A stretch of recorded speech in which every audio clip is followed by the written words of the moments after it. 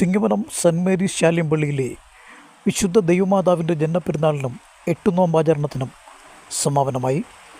സമാപന ദിവസമായ ഞായറാഴ്ച കാനായ സമുദായ മെത്രാപ്പൊലീത്ത അഭ്യുന്ത്യ കുര്യാക്കോസ് മാർ സേവേറിയസ് മെത്രാപ്പൊലീത്തയുടെ നേതൃത്വത്തിൽ വിശുദ്ധ മൂന്നിന്മേൽ കുർബാന അർപ്പിച്ചു.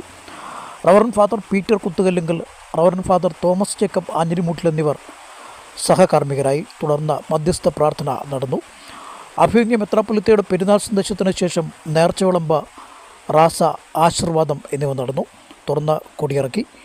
വികാരി father Thomas Jacob Anjilimoottil, trustee Mathew Jacob Thondukuzhiyil, secretary Kochumon Madukkummoottil തുടങ്ങിയവരുടെ നേതൃത്വത്തിലായിരുന്നു പെരുന്നാൾ ക്രമീകരണങ്ങൾ. നമ്മൾ ഈ 8 ദിവസത്തെ ജാഗരണത്തിന് ശേഷം പുറത്തേക്ക് ഇറങ്ങുമ്പോൾ നമ്മുടെ മുഖത്തേക്ക് നോക്കാൻ മറ്റു മനുഷ്യർക്ക് സാധിക്കാത്ത വിധം ആത്മീയ വെളിച്ചം കൊണ്ട് അങ്ങനെ വെട്ടിത്തിളങ്ങുന്ന 24 നമ്മുടെ 8 നോയമ്പാചരണം അന്വർത്ഥമായി മാത്രം